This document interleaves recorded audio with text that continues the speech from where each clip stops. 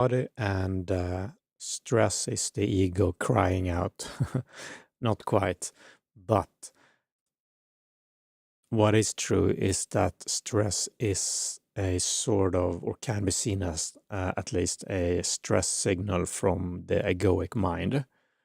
So stress can have, all sorts of originations, can originate from many places. It can be subconscious, it can be unconscious, it can be, stress from old traumas, all kinds of things. But a lot of the stress is just thoughts. You're just having different thoughts that are bugging you, and those thoughts arise within your mind. And the reason why it's a problem for you, according to the spiritual traditions, of course, is that you are, in a way, unconsciously identified with those thoughts. So you have those thoughts, though they arise in your mind. And I mean, if you would hear someone else saying those thoughts, or saying that they have those thoughts, you wouldn't be affected by it. Maybe if it was someone close akin to you, or maybe if it's your child or something, you would get affected by it in some way, probably. But you wouldn't be affected of it in the way in which you are now, when it's your own thoughts. Or let's say you read about someone having had those thoughts, it would be neutral for you to a large extent. So the thoughts in themselves aren't a problem, right? Because if you just read about them, again, you're not affected by them. But when they arise in your own mind, they become a problem somehow. Why is that? Well, according to the traditions, it is because of your identification with them. And it's not like a voluntary identification. People would just choose not to identify with it if it was a choice, or, yeah. And it's unconscious because the identification sprung out through, it's a complex process, and it started so early. So you're not aware of it, just as, for example, an old trauma from when you were a small child. You don't even remember it, perhaps, but your body still reacts to it. You have these tendencies or whatnot that can be traced to that trauma, and they affected you in this life. So also is sort of the birth trauma, or maybe the birth of the ego trauma. So the ego, when a child is born, there's really no one at home, basically. It's just perceptions. There's no cognitive mind. There's no real understanding, except for very, very basic, maybe some sort of orientations to sound and some phenomena, but there's no thinking, of course, because the child doesn't have a thinking mind yet. It is developed over time. So as you probably know, a child in the most corners of the world will learn some kind of language.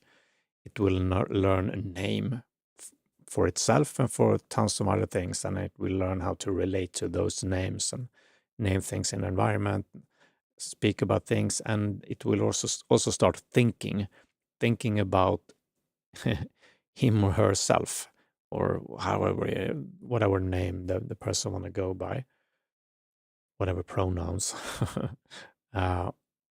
It will just be thinking. It would be a lot of thinking. And there's what we call the narrative mind, or the thinking mind, those self-referential thoughts are just hovering in the person's mind, and they are automatic, and they are seen as or experienced as yourself. This is what I'm thinking, and this is my own thoughts.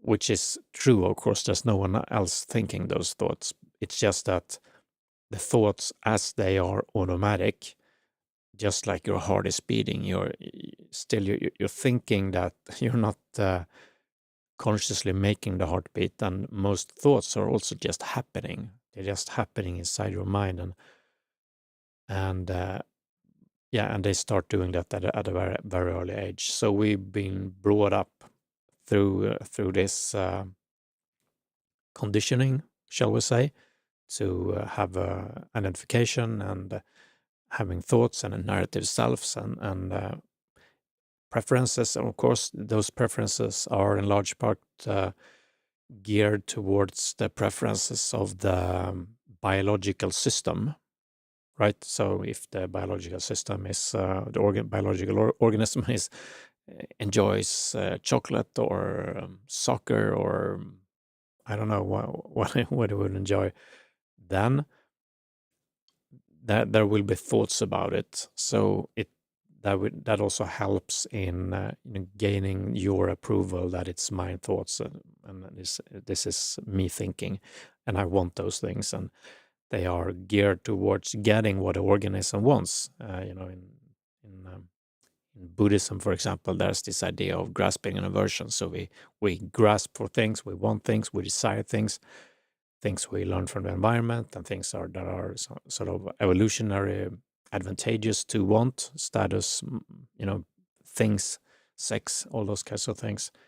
And we have thoughts about those things, of course. So it helps us more or less in thinking about those things. Okay. Then we're grown up, and compared to the world in which the organism evolved, which was 50,000 years ago, 100 since the beginning of time, basically. But I think the more modern man, Homo sapiens sapiens, is sort of like, I don't know, 100,000 years old, something like that. Whatever. That type of environment is very different from what we have now. So those evolutionary mechanisms, the sort of evolutionary psychology that is ingrained in the biological organism isn't necessarily functional in the kind of environment in which we live now, because we live in a pretty safe environment. We don't need to always search for more. We don't need to have these extreme preferences of walking over other people's bodies in order to get things, and lying to get things, and doing all these things that have been advantageous for us throughout history. But and also we don't need to worry. We don't need to worry about death, the kinds of troubles that arose in that type of environment, in the jungle or whatever we were, or some other group of people came to us and wanted to kill us.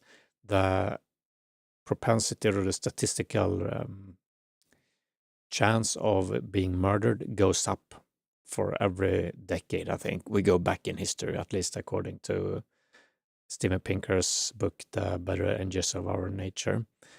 So we live in the most safe environment in that sense, and we have, most of us, at least in the Western world, have food.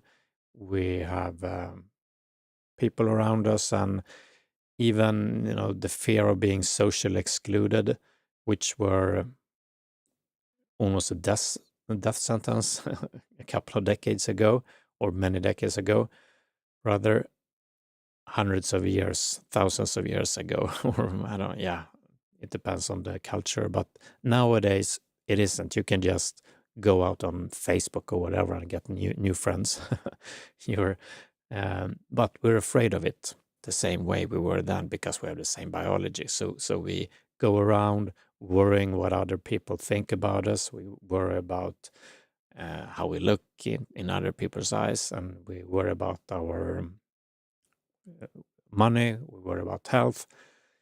Maybe some people should worry about health because health is in some ways going down, but in other ways it's not. We're getting older and older, it seems, even though the way in which we live health-wise isn't always optimal, but we have a better care system now, so people still live much longer than they used to.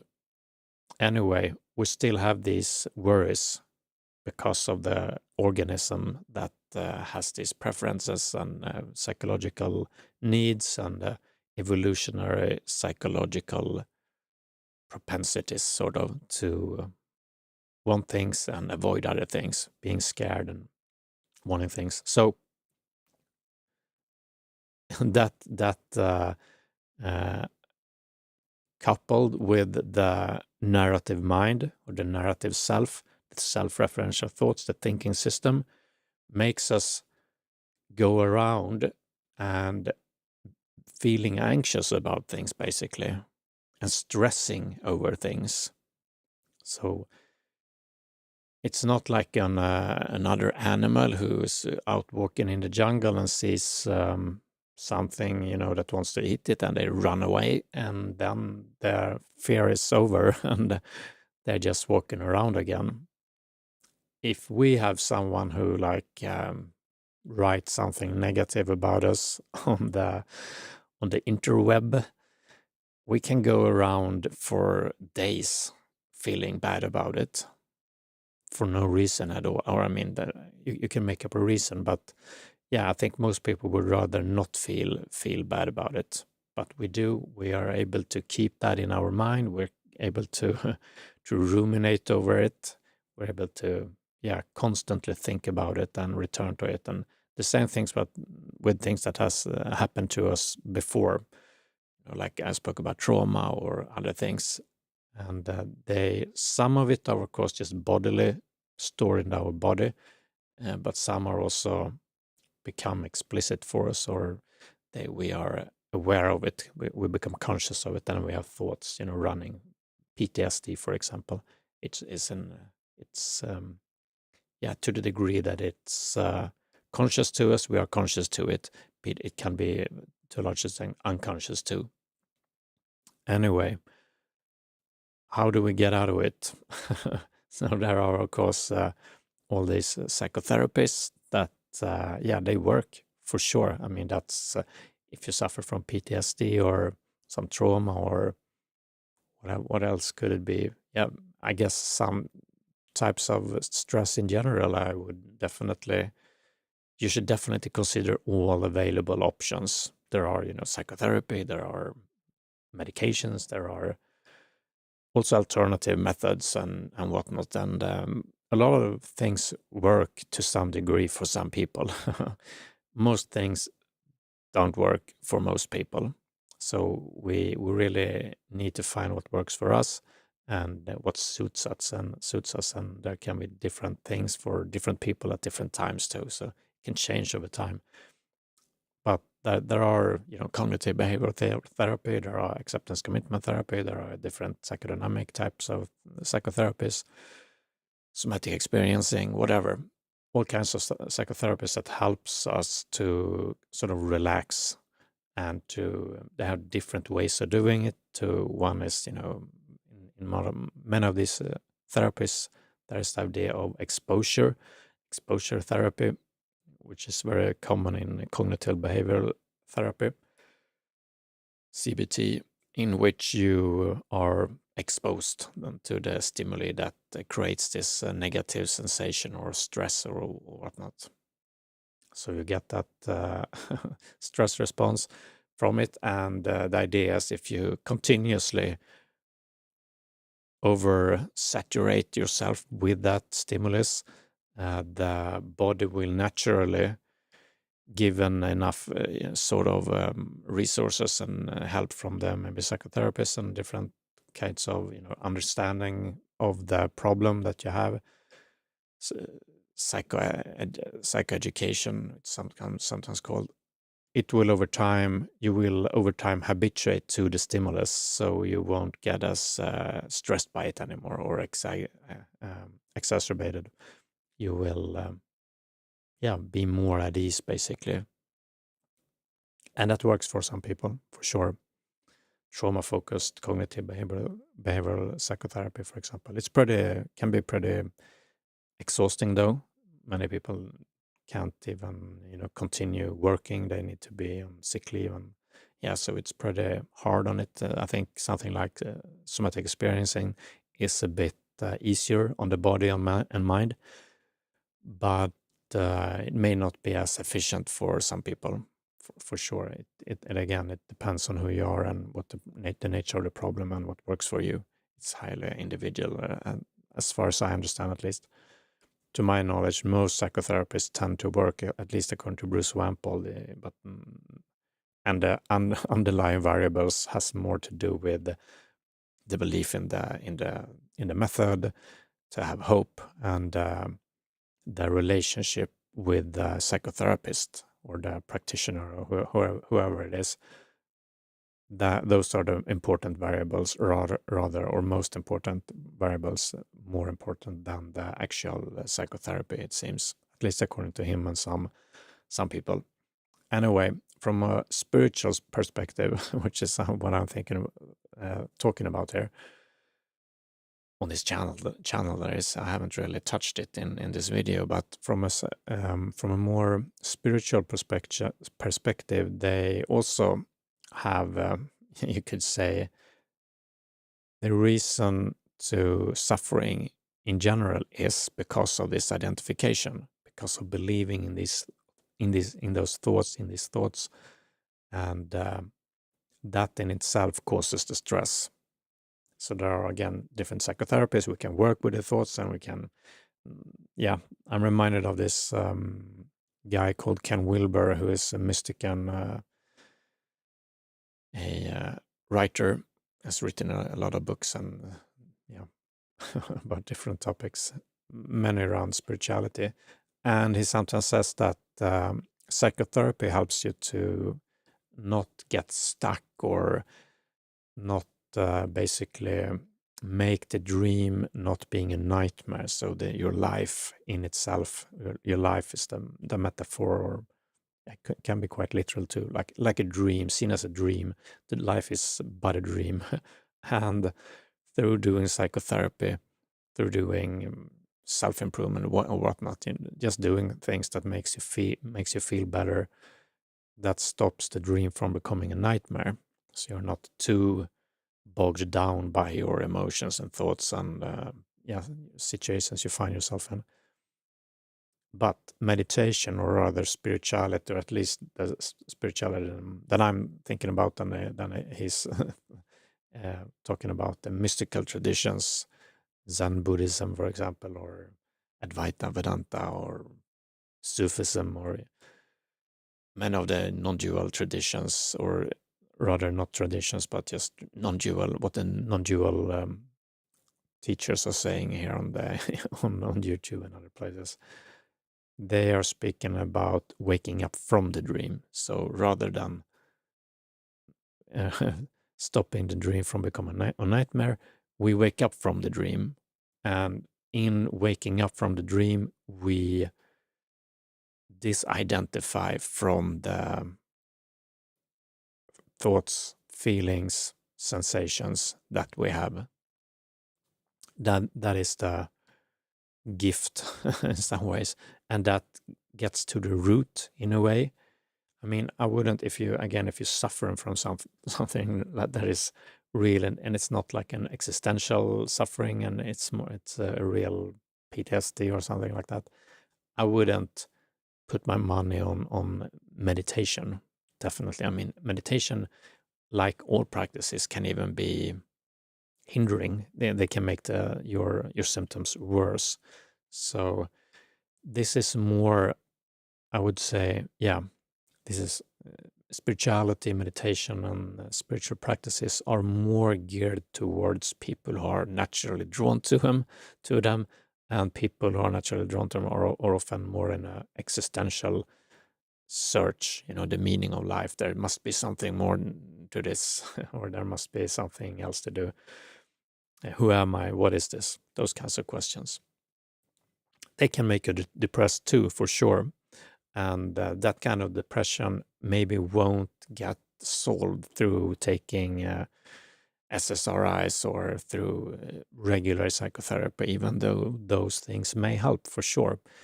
Again, you can't give any blanket statements. You just have to try it yourself and follow your own intuition and speak to professionals, of course.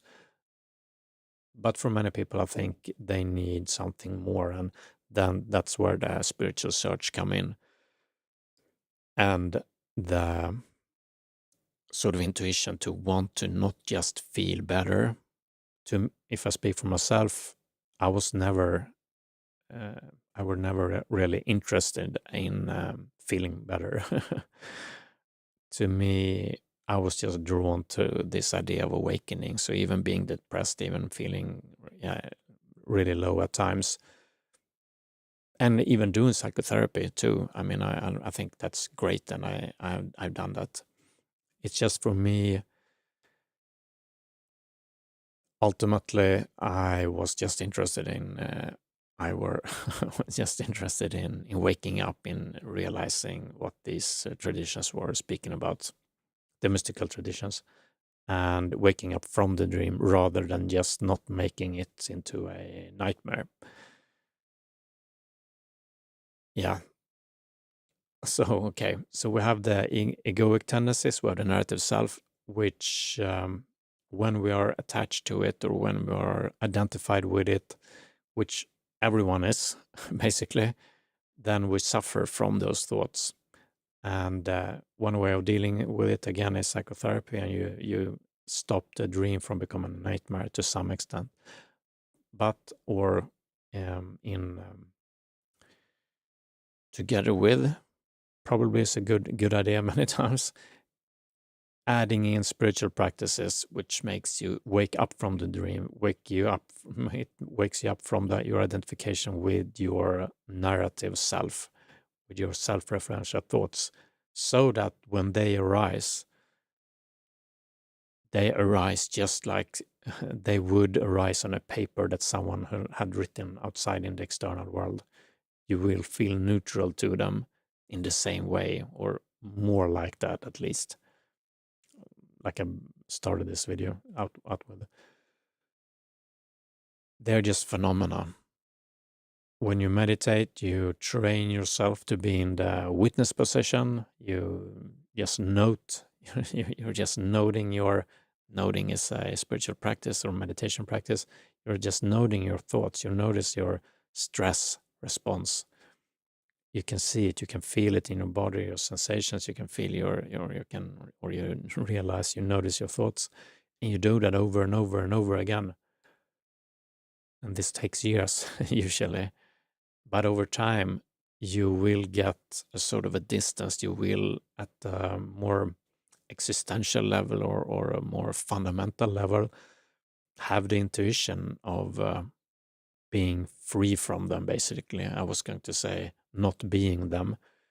We never really think that we are our thoughts. We speak about, being in spiritual circles, people speak about being identified, but there's really no, because the identification is unconscious, there's no identification in the awareness. So it's really, I don't know how much, to what degree it serves a purpose to speak about identification when it's not in your actual experience. What is in your experience, though, is thoughts, and you're feeling bad because of them. So being more in the witness position, and of course later on doing meditation to the extent that, or by grace of the universe, or however you want to think about it, you have an awakening or seeing through, like Zen Buddhism, they call it kensho sometimes. You see through the veil in a way, and you realize that, wow, this was all a dream. My thoughts, my feelings, my stress was just a dream. And I'm free from it. Usually it just lasts for a few seconds, seeing through like that and opening like that. But over time, people tend to expand on those, or they get bigger and bigger over time, and maybe days, maybe weeks. And then maybe you, so quote unquote, cross over, and it becomes your natural state of being. You realize your natural, your true self, as they say in some traditions, or no self appears. So you used to be someone, the name given to you when you were a child again, that person is no longer there for you in your actual experience. And that again, with the identification, the identification is unconscious, so it's not there. We only experience it, or we know that it was there when it falls away. Just like a background music or background hum, we don't notice it until someone turns it off or turns it down. Then we are like, wow, this, okay. When we say that this is a dream, no one can really, most people can't relate to it because it doesn't feel like a dream. But when you wake up, yeah, it was obvious. It's obvious that it was a dream, or like a dream. It's not, yeah, however, it's just a figure of speech. I don't know how to say it. Similar, like in a dream at night. When you're dreaming at night, you're believing that it's real. You think you're walking around there speaking to people. You think that everything is happening, unless you are lucid in the dream. And some people are, but most aren't. So you believe everything there. And if you realize that it's a dream, you will realize it and you will understand, whoa, I was dreaming all the time, this whole time. And the same thing is for the waking state, or goes for the waking state, when you wake up from it. And you can also see how this idea of stress and worry and those kinds of things works in that type of metaphor with the dream, or analogy with a dream. If you're in a dream are afraid of a monster, if you're in a dream or go around worry about things, and you realize that it's a dream, you become much less worried in general. To the extent that you are become lucid, I'd say. That is my experience, at least. And yeah, if you become really lucid, you become really free. This is just the same thing for the normal waking state. If you become lucid in this state, or if you wake up, you have this, what the traditions call moksha, theosis, nirvana, fanaa, kensho. You realize the peace that passeth understanding somehow, or to some degree.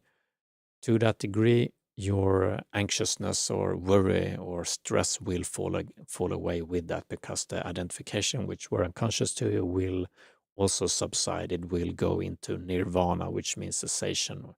It will maybe not end fully, but for some people, it really does. It just falls away completely. Thought itself falls away for some people, so they basically have no thoughts at all. They're just being, and they can of course think about things. They can solve problems. They can solve 5 times 5, but they don't have narrative thoughts. That's the big difference. They don't have self-referential thoughts. The mind isn't telling itself a story anymore. It's just silent at other times, when they're not actively trying to do something or plan something or solving a problem. Then there's no stress there, of course, or at least very, very little. Maybe 80, 90, 95% is gone, because the stress was just a function of that narrative self system, which is now turned off. Turned off. It can also be turned off in the way that in which the identification again drops away. So even if there are thoughts there, you are just or there's no belief in it, or however we want to put it. There's no identification there. There's no belief. It's just happening, just like some reading it on a paper somewhere else, or just seeing clouds in the sky. You don't think about it. You're not worried about it. It's just things happening there. And yeah, that's the spiritual, or one of the spiritual approaches to stress, which isn't something that really is a short-term solution, I'd say, because it generally takes a lot of time, sometimes lifetimes, according to some traditions. So again, if you're suffering from things that needs addressing, you do good in exploring all kinds of or all types of different avenues to ameliorate those concerns for sure. Different types of normal quote normal psychotherapy, even alternative types of psychotherapy for sure. Whatever you feel drawn to, and also of course listening to what people who are knows about these things say. But if you also have this kind of existential angst, existential anxiety, or feel this need to know, that's how it was for me at least. I just need to know, I need to understand this, or I need to I was just so drawn to it, meditating every day. And yeah, just going for it. But yeah, for me, like for most people, it takes a lot of time. So it's not, again, you wouldn't want to wait like 10 years to get better with your, trauma or whatever it is. They can be done together too. At least, I mean, that's my experience. That has been really a helpful even to do both psychotherapy and different types of spiritual practices like meditation and even psychedelic psychotherapy. All those things have helped me, and each to its own. I think it's really different for different people, and again, I can't stress that enough.